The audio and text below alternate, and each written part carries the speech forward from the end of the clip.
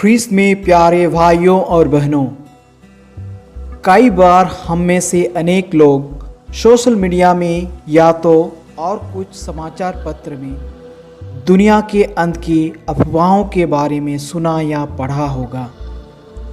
हो सकता है ठीक उस समय हम में से कई लोगों के लिए यह डर और अनिश्चितता पैदा किया होगा, या तो यह सवाल उठाया होगा कि इसके बाद हमारे साथ क्या होने वाला है।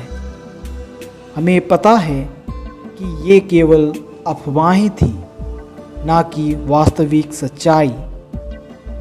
आज हम वर्ष का 33वां रविवार में हैं और अगले रविवार को ख्रीस्त राजा का पर्व है।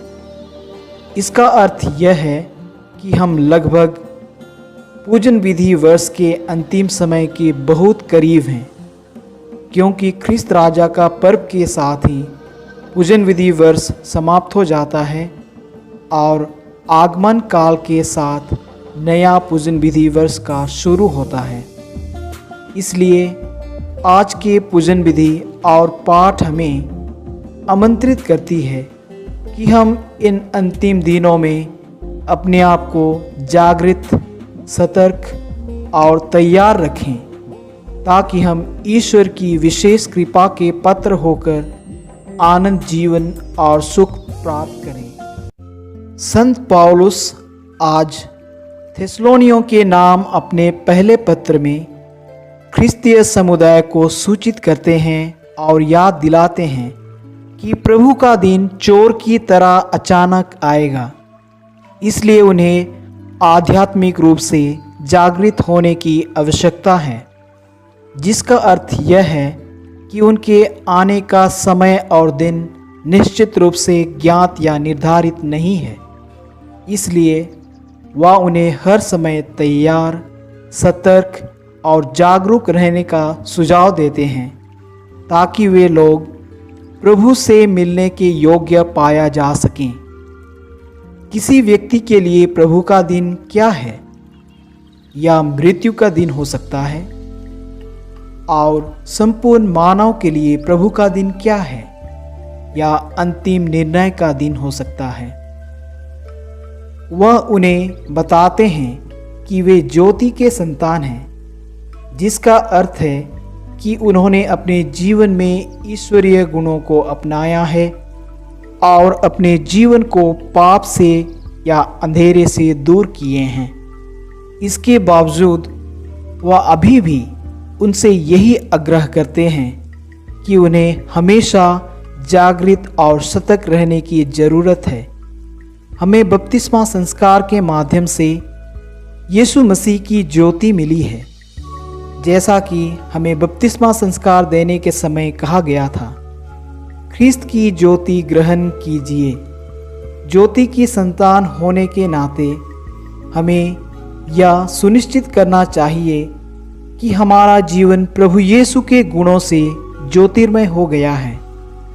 हमारा जीवन वैसा ही होना चाहिए जैसा कि उन 5 समझदार कुंवारियों का होता है, जो हम पिछले रविवार के सुसमाचार में सुने थे। अब तक क्या हम खुद को प्रभु के दिन के लिए तैयार पाते हैं? क्या हम खुद को प्रभु के दिन के लिए जागृत पाते हैं? या क्या हम खुद को उन पापमय तरीकों से अलग पाते हैं, जिससे कि हमारे जीवन ज्योतिर्मय हो? आज सूक्ति ग्रंथ से हम उस आदर्श महिला के बारे में सुनते हैं जो सद्गुणों से भरी हुई हैं। इन सद्गुणों से वह सिर्फ अपने ही नहीं बल्कि दूसरों के कल्याण और भलाई करती हैं।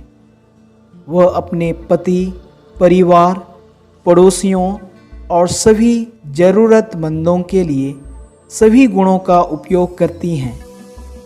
इस आदर्श महिला का मूल्य मोतियों से भी बढ़कर है, क्योंकि वह भरोसेमंद और विश्वसनीय, उदार और दूसरों की देखभाल करने वाली, दुष्टता को दूर रखकर भलाई का कार्य करने वाली, आलसी नहीं बल्कि मेहनत करने वाली और प्रभु पर श्रद्धा रखने वाली है।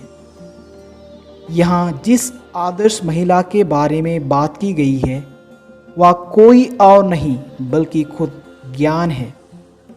वे लोग इसी प्रज्ञा के सदृश हैं जो अपने जीवन में सद्गुणों को विकसित करते हैं और दूसरों के कल्याण के लिए उनका उपयोग करते हैं। क्या हम इन गुणों को अपने जीवन में पाते हैं? आज के सुसमाचार में हम अशरफियों का दृष्टांत सुनते हैं। इस दृष्टांत में हम उस व्यक्ति को देखते हैं जो विदेश जाने से पहले अपनी संपत्ति उनकी योग्यता के अनुसार अपने नौकरों को सौंप देता है। प्रभु यीशु स्वयं उस व्यक्ति हैं और उन तीनों नौकर हम सभी हैं। प्रभु यीशु हम में से हर एक को अपने विश्वास, आशा, प्रेम, उपहार और कृपा से आशीर्वाद दिया है। क्या हम उस नौकर की तरह हैं जिसने 5 अशरफियाँ प्राप्त की और इसे 5 अन्य अशरफियाँ बनाया? क्या हम उस नौकर की तरह हैं जिसने 2 अशरफियाँ प्राप्त की और 2 और अशरफियाँ बनाई? या क्या हम उस नौकर की तरह हैं जिसने 1 अशरफियाँ प्राप्त की थी और अपने मालिक के डर से उसे भूमि खोदकर छिपा दिया था? प्रेरितों के धर्मसार के दूसरे भाग में हम अपने विश्वास की घोषणा करते हुए कहते हैं कि प्रभु यीशु ख्रिस्त एक दिन मृतकों और जीवितों का न्याय करने के लिए आएंगे, लेकिन कोई नहीं जानता कि वह कौन सा दिन है। हालांकि हम कम से कम इतना तो जानते हैं कि उस अंतिम दिन हमें उन तीनों नौकरों के जैसे हमारे योग्यता के अनुसार दिए गए अशरफियों का हिसाब प्रभु यीशु को, जो हमारे मालिक हैं, उन्हें देना होगा।